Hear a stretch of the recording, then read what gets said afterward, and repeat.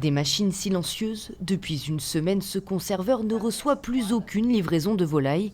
Un arrêt forcé au pic de son activité. Il réalise la moitié de sa production avant l'été. D'habitude, il y a entre 3 et 4 personnes qui travaillent ici. Donc voilà, malheureusement, ces personnes sont en chômage actuellement. Ici, ils sont une dizaine concernés par la mesure. Dans ces réserves, il reste tout juste de quoi passer la saison estivale. Sans une reprise rapide, ces professionnels risquent bien de ne pas pouvoir fournir les tables de fin d'année.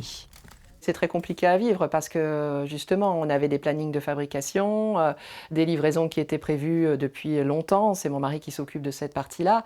Donc évidemment, ça a été beaucoup de stress de voir que petit à petit, déjà, les quantités diminuaient jusqu'à ne plus en avoir.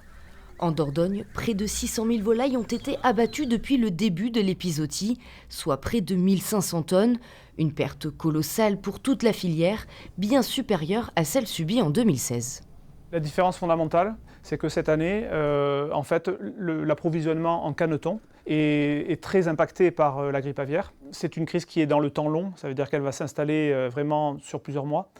Et donc on peut envisager un retour à la normale si, on va dire, tous les paramètres s'alignent, courant 2023, voire 2024, pour revenir à un potentiel que l'on connaissait par exemple en 2021.